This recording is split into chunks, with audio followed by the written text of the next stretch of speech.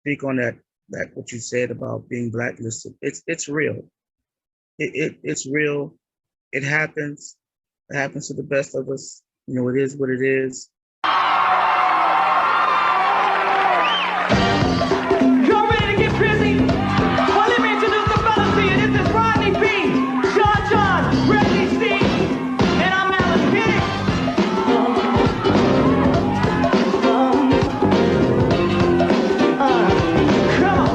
Oh, yeah. About when Troop came out, what separated them to me from New Edition is they dance real hard. They dance so hard, man.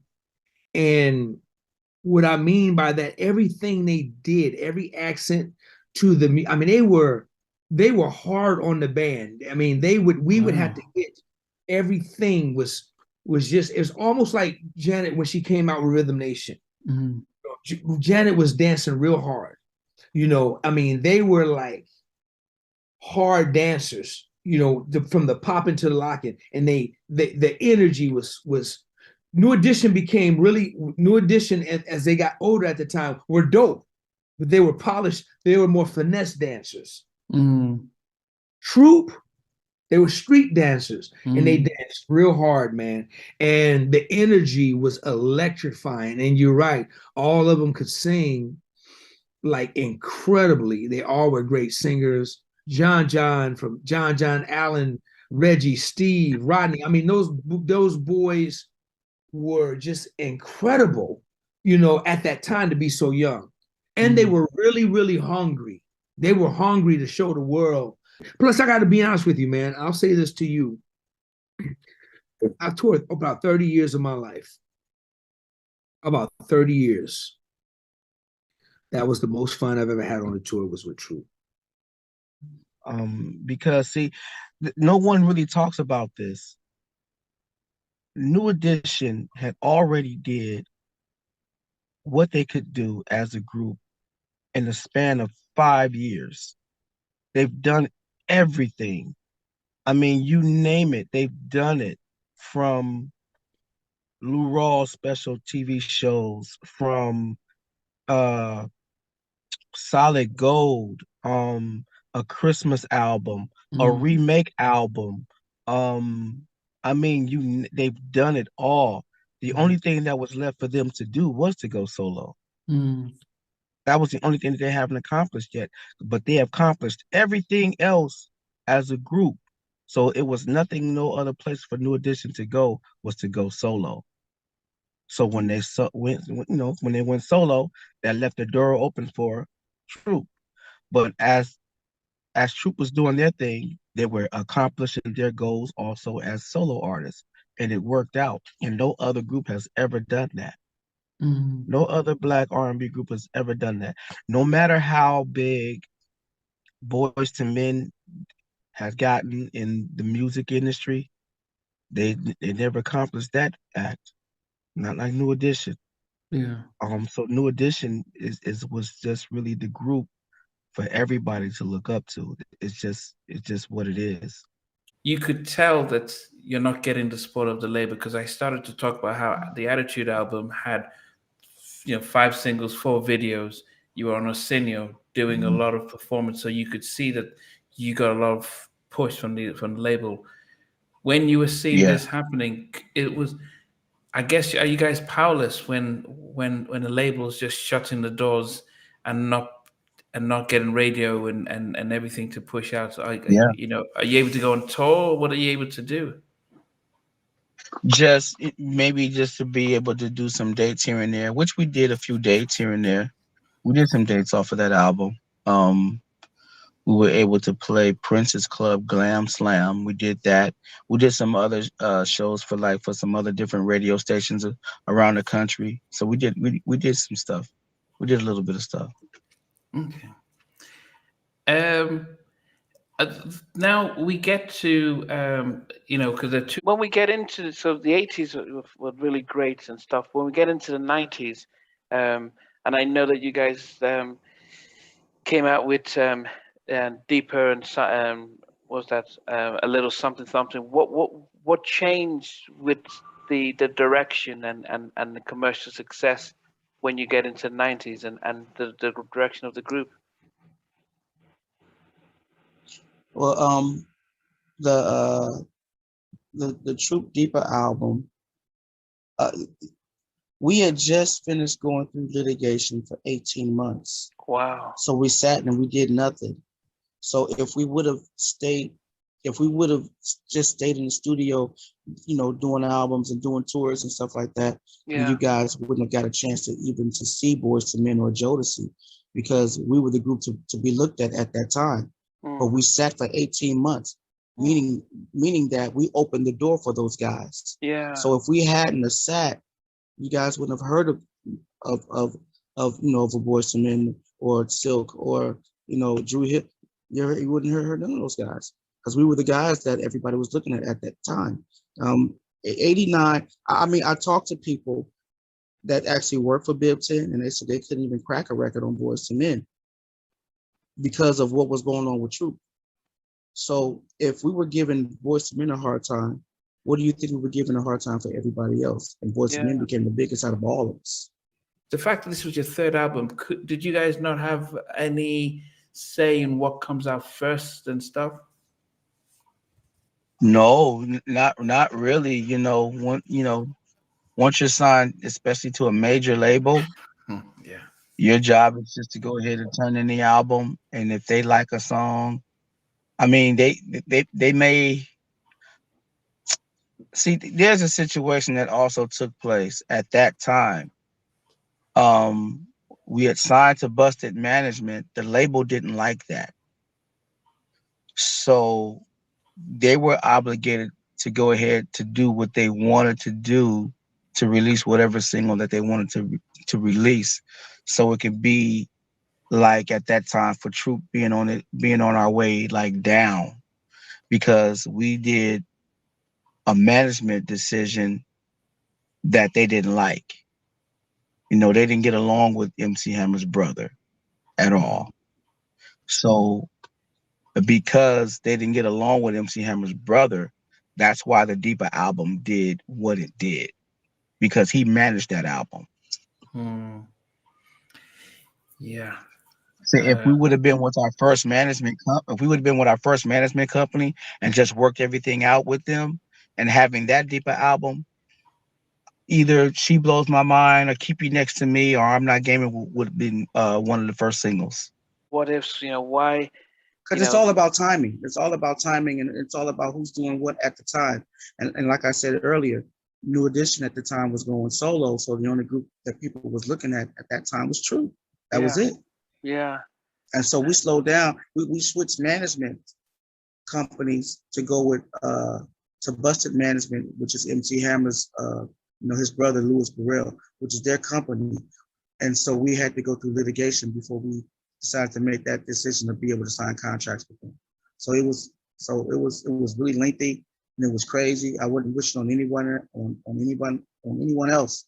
I wouldn't wish that on anyone else. That was really an ordeal that we had to go through to get to where we had, even to where we get to today. I mean, it was a real ordeal, and it kind of it sat us down, and it made the fans look at another artist, and that's just what happened. And one of the things that we've learned through these interviews is that the industry, these executives know each other, and yes, they do, and they can put a span in your works if they feel as if promotion, radio publicity, TV exposure, and especially if you're not going to one of their own. Did you think after moving to Hammer, because then you're moving within, you're almost, I don't know if and I'm not going to play the race card and stuff, but do you think that there was a concerted effort to stunt the progress of Troop absolutely. After that? Yeah, absolutely. Yeah, absolutely. I mean, rest his soul, our brother Reggie. He actually said it to us a long time ago. He said, why do we need to go ahead and sign with Busted when they already have a 5-man group? Doesn't make sense. They already had a group. Who did they have?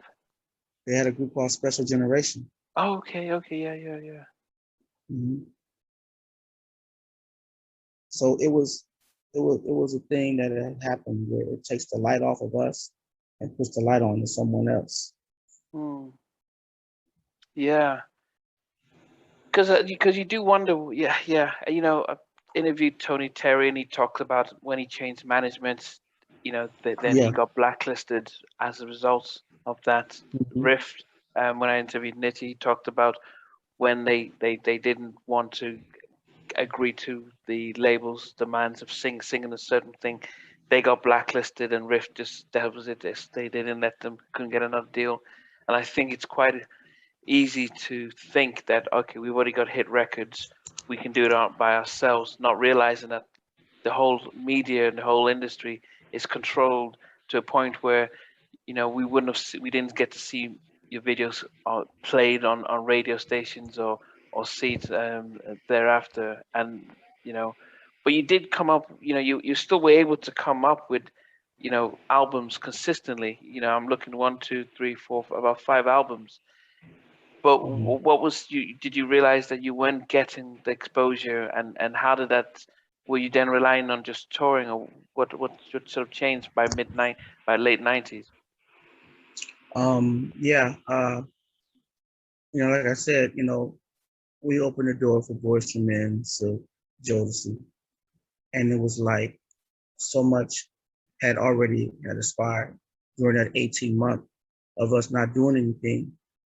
And then I also want to speak on that what you said about being blacklisted. It's real. It's real. It happens. It happens to the best of us. It is what it is.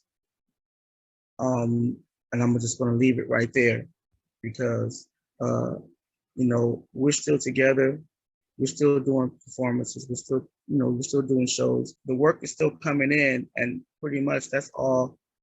That's all that really matters to us. Yeah. We want to work. We want to be in front of our fans and give them the memories that they used to have. Yeah. And just, let them have a good time. At the end of the day, it's really not about us. It's about them. Yeah. I guess the question then becomes, when you guys, after your final album, do you guys disperse and because I know you're back, and it's very sad the passing of Reggie last year, but at least the 4 of you are back. But did you guys go your separate ways after the late 90s and start to work on individual stuff, or were you always back as troupe touring, but we probably wouldn't have seen you on TV? Well, we were always on the phone with each other. Steve was writing and producing. We started writing and producing for a lot of people that we hear even today, like the Omarions and B2Ks. You got Steve did Got to Be for B2K and Why I Love You. And he did Invincible for Fantasia. Can't Live Without You for Charlie Wilson. Homeless for Charlie Wilson.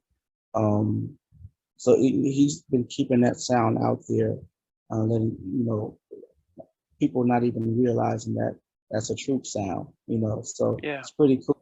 So he was out there doing that a lot. Worked with a lot of people, a whole lot of people. I just named a couple of them, but he named them. But he worked with a lot of people, and so he kind of basically kept that sound out there for us. And but we always was on the phone with each other talking. We knew that at that time, we couldn't do anything because we didn't have like people we didn't have management anymore, and we didn't have anyone in our ears to help us, to pull us back together to at least do concerts and stuff like we're doing now. We have that now, but we didn't have that like during say 95, 96. Like 95, 96, we didn't have any of that. So we basically regrouped for 97 to do the Mayday album in 98. Because a friend of ours, Derek Traylor, he put us together and said, hey, I got a situation on the table for you guys. So to go ahead and think about this, and that's how Mayday was born. And so we put Mayday out up on the Action Entertainment / Koch International. Mm. And so we kind of slowed down again after that. And Steve got back into writing and producing and stuff like that for artists. Then he would go ahead and give us a call and say, hey, I think this song fits us really well. And he would call about a song that he wanted to play for us. And we go into the studio and cut it. And then it ended up, getting us back together, getting us jarred again, getting us excited again about, doing more concerts. And then a couple of friends that ran into us that one's been working for Interscope Records, Ian Fletcher. Another friend of ours that actually helped us choreograph Spread My Wings with Tony Basil, Clark. They got us back together in 2004, I believe. And pretty much we've been together ever since. And if you think about it, the Deeper album was supposed to be an explosion, to be honest. It was supposed to. If we had stayed with the same management, the Deeper album would have went through the roof, because we were with a management company that liked, the label liked them. We were turning a great album. They just, that's why that it just didn't work out. The label did not like Louis Burrell. They didn't like that guy. So of course, if your label was not liking your management, it's going to have your however you feel about the album that you're on. It's not going to feel good at all. It's just not going to feel good. It's not. There's already differences. There's already differences. So when there's differences, it's not a good thing. Good albums after that. We've got Little Something Something, and we have Mayday. On Little Something Something, which now was on Busted Records, there's only three out of the 5 members of Troop on there. There's only 2. There's only 2 real members, and they put Demetrius Shipp into the group. Oh, that's Demetrius Shipp in the middle. I remember it coming in the record shop. It came out of nowhere, and I'm like, this is true. I couldn't believe it. Okay, Mitch. I thought he was just producing the stuff. Yeah. Oh. Yeah. I didn't realize he. You know what? I'm sorry. I'm sorry. I'm sorry. Don't mean to cut you off. This is what I was meaning to say about the Deeper album. Was supposed to go through the roof after that Attitude album. You got to remember, we just finished doing a successful tour with MC Hammer. We did we did all of that. Arsenio Hall, all of that stuff. New Jack City. So doing New Jack City. After that, the Deeper album was supposed to just go straight through the roof, but it didn't, like I said, because of the change of the management. Okay. So that's my fault. That's what I was trying to tell you. No, I think you did put that across. You tell us about the management situation. That's why the album didn't blow up as what it was expected. I mean, right. It's hard to ask you about this album because you weren't part of it.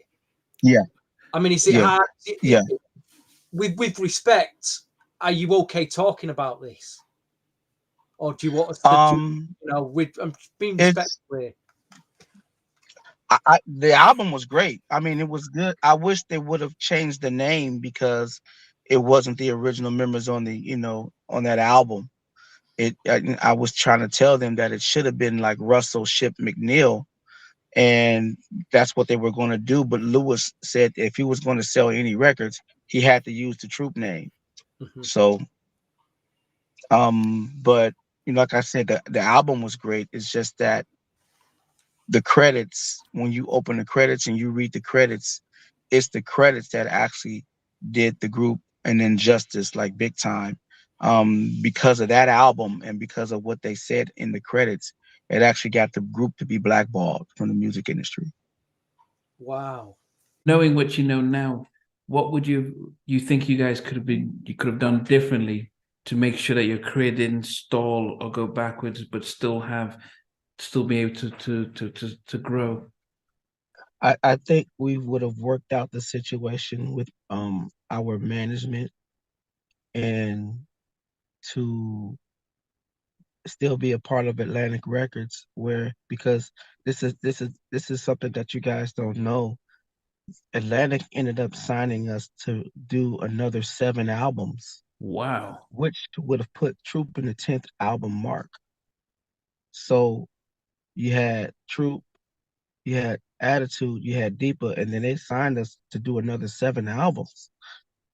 But the management change is just threw everything off. And so Sylvia, she just couldn't take that situation. But if everything, what we know, what we would know now is that we would have stayed with our management, talked it over with them, straightened things out, stayed with Atlantic, and did those other 7 albums, which it would have kind of like it would have put a damper on a lot of other R&B groups out Yeah, there. yeah.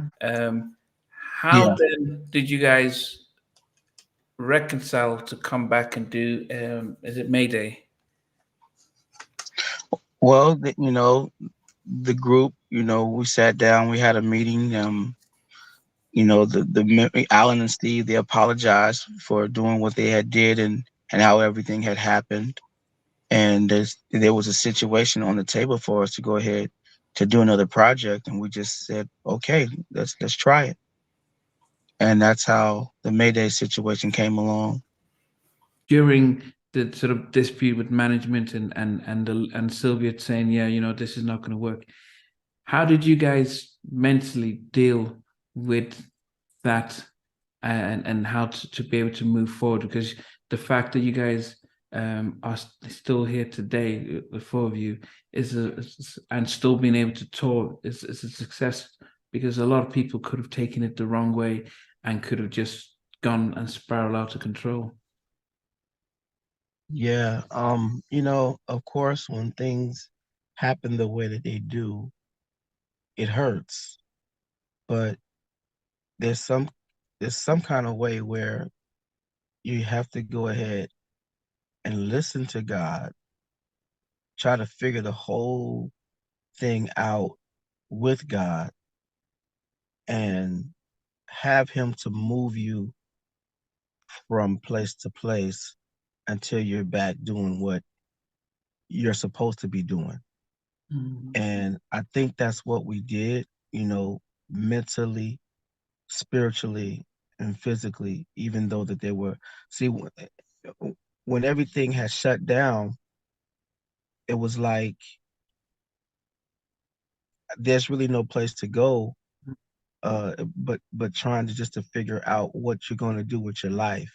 Mm. And so when we were cut short at that time, um, thanks, praise be to God that, we still had parents that were out there and that took care of us to make sure that we were okay, and that, they kept our minds, they kept our minds and our spirits, right and together. And they always prayed for us because they always wanted to see that the group was to, be the group and to come back and just to do what we do. Mm. So our parents held us up a lot in prayer, and and just always wanted to see the best for us all. So I think that we kind of basically took that and took note of that to try to just do the best that we can do, and be in the group still for people, and just and to still to do what God has called us to do. And but like you said, it could have gotten really, really bad, because some people, they spiral out. But I Mm. think with God and faith and you know our Lord and Savior Jesus Christ, I mean, I think he took care of everybody and just made sure that we were going to be okay. And so I guess even right now, we're going on 35 years now, so I guess we're all right. Yeah. Did you guys ever fall out within yourselves, blaming each other for for anything? Well, me, Rodney, and Reggie, we kept a level head. We were okay. I think it was just really the battle was between our two lead singers, and that's just what it was. And so it ended up being kind of bad for them, but they came out of it. They're okay now. We're all okay. And we did lose Reggie. But now, the four of us, we're okay, and we're just trying to we're trying to keep it together, and we're trying to be there for our fans, be there for our families, and just, and make this happen. Hey guys, thanks for watching. Thanks for being a part of Halftime Chat. Please remember to subscribe, share, and comment. But most importantly, why don't you become a member of Halftime Chat?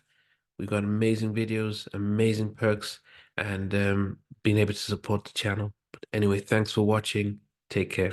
I never participated in that kind of. And somewhere in between us, or even loving us, on which I didn't miss you. What was it like growing up? Still making an impact on 4 houses down. I have a couple of pieces. Trying to get this one and that one. That works for you, but just for me,